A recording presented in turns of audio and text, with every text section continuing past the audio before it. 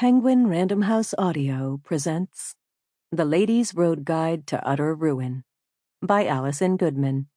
Read for you by Kristin Atherton. For all the women out there whose ideas and opinions have been talked over, interrupted, denigrated, or dismissed. Ladies, it is time to roar. The Trouble with Brothers. Chapter 1.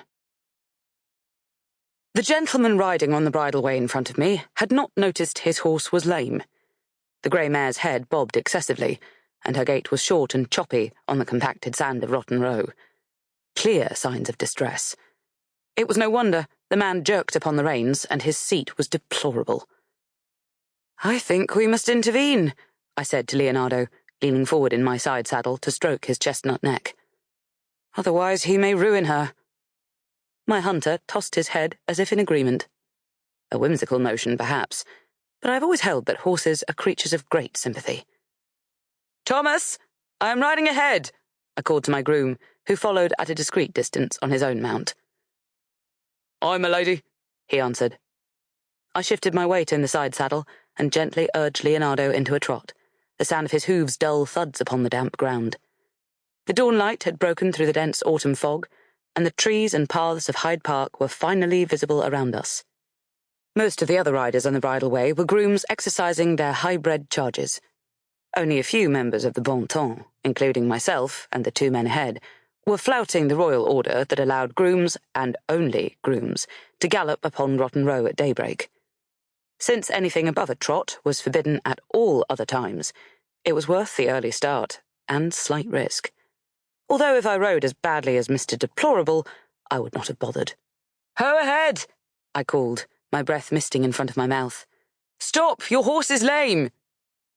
I drew Leonardo alongside the two riders and matched their slower pace.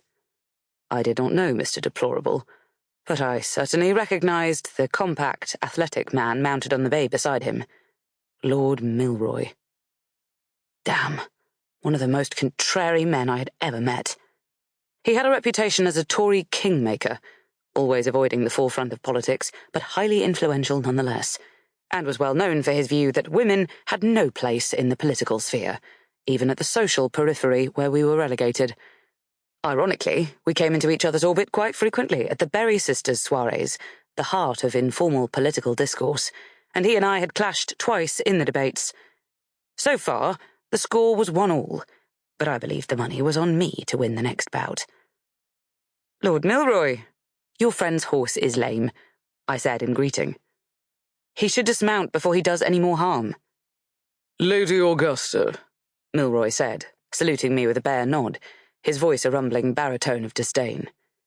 He liked to dabble in the theatre, imagining himself no doubt another Kemble, and had learned to use his voice to excellent effect. "I see you do not confine your lectures to the debating ring." The swords, it seemed, were already drawn. "This is not a lecture, Lord Milroy. It is a fact. The mare is lame." He and his companion reined their mounts to a halt.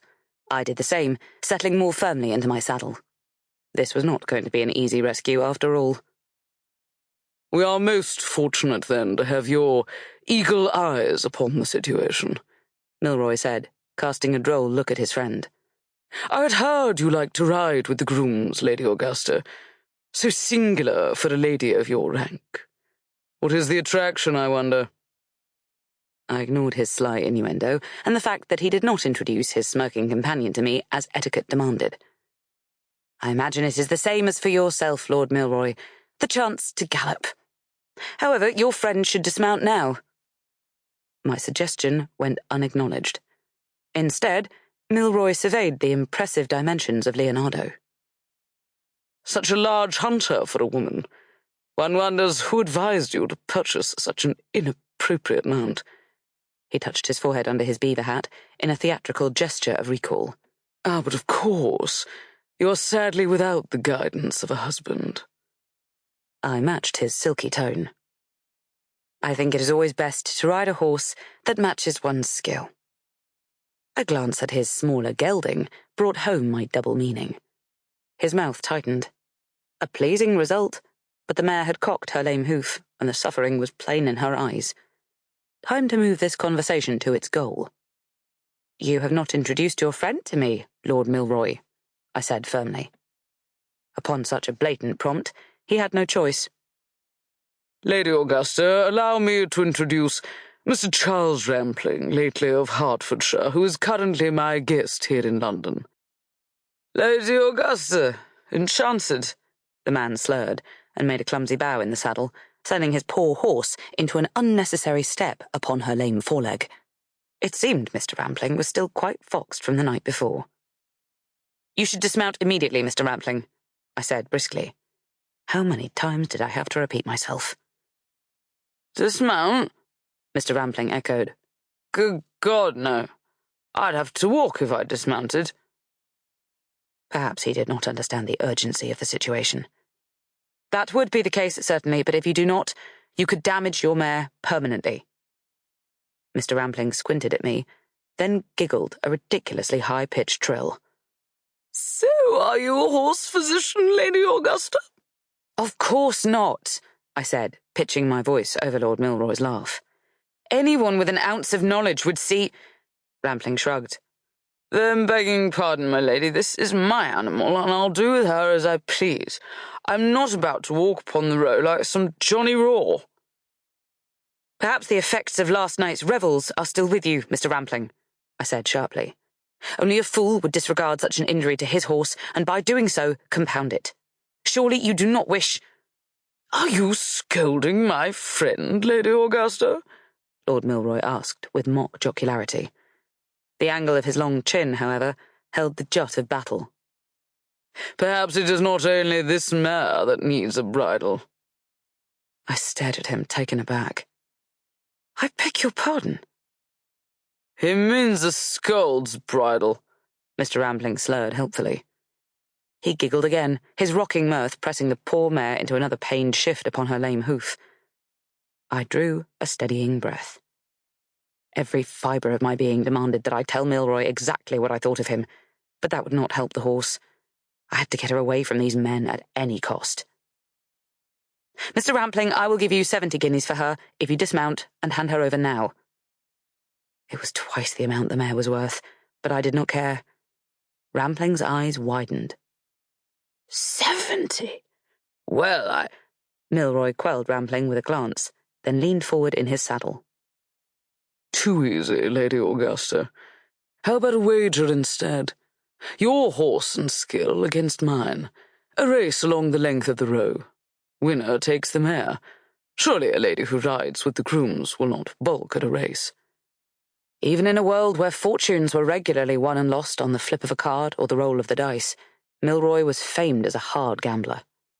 I had heard that he had once wagered he could find a man to eat a cat alive. The tale was, most probably, and hopefully, apocryphal, but the message was the same. The man would wager a great deal upon anything. A hot rush of competition surged through me. Leonardo was the superior horse, and my own skill was easily a match for Milroy's. I could beat him. Even so, he was asking me to race for money on public ground. A whole new level of impropriety. Moreover, such a wager in front of the grooms would inevitably bring gossip. I could not afford to attract any attention to myself. Not with what was currently at stake. Julia and I had 2 fugitives hiding in our house, and Lord Evan, my dear absent Evan, was being hunted by the Bow Street magistrate for absconding and robbery. Any eyes upon us could put them all at risk. "I think you are well aware I cannot accept such a wager, Lord Milroy," I said. "Mr. Rampling, would you consider 100 guineas? A ridiculous price. But we were in competition now, and I was not going to lose. From the corner of my eye, I saw a handsome black horse approach at a stately pace, its elegantly dressed rider instantly recognizable.